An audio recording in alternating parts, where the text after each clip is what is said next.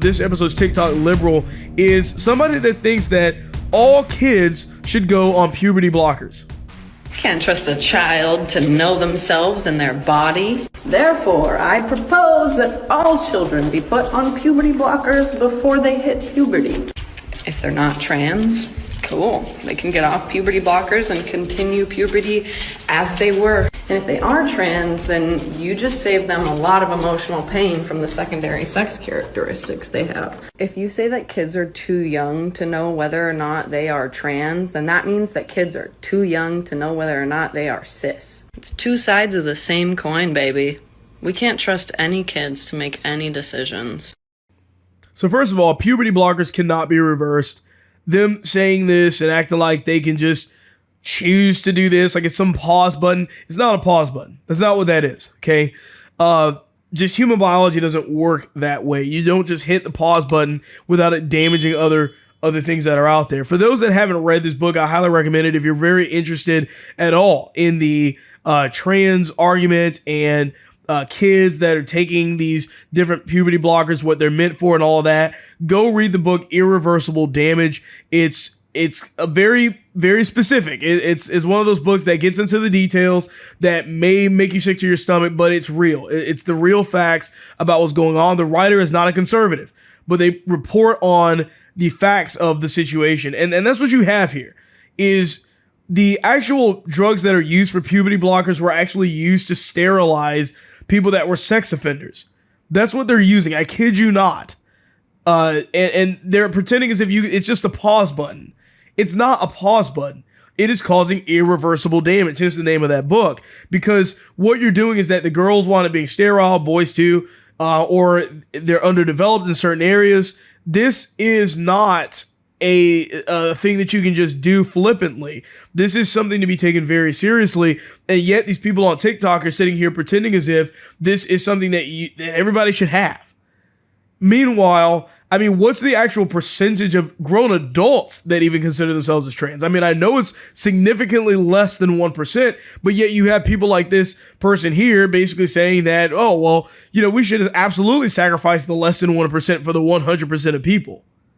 That's ridiculous. Absolutely ridiculous. Now, I did see another post that was below this on here. Libs of TikTok always coming in with the goods for these types of videos.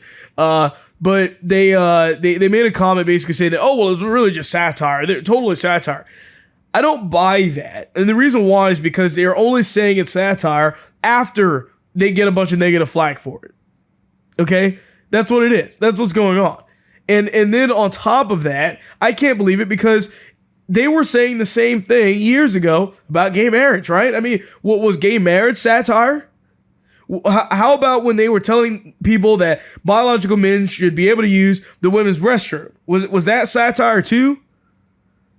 Or am I the one that's crazy? What about when they were saying that trans people were going to be reading books to children during the story time hour?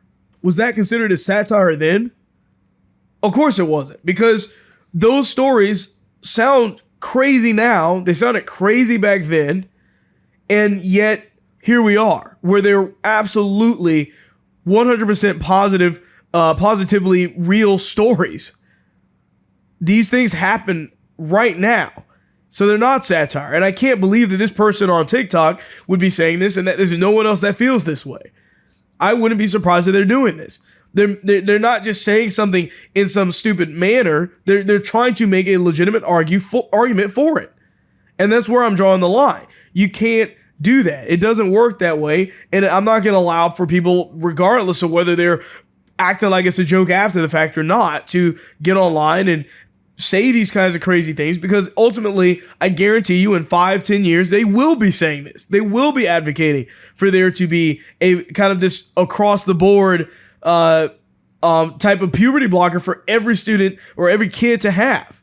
They're going to do this. I guarantee you. So call it satire now all you want, but the radical left cannot stop. There's always this forward momentum that they must be going in at all times.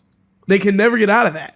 They'll always be heading in that direction, and that is the concerning thing about all of this. So I don't care whether they're talking about satire or not or whatever it is. I'm telling you right now, all they're doing is just telling you the quiet part out loud. They're predicting what will probably happen in the future, and I'm prepared for it. That's all I'm going to say, is that I'm prepared, and you should be too. You just watched a clip from The William Hall Show. Please remember to like, share, and subscribe.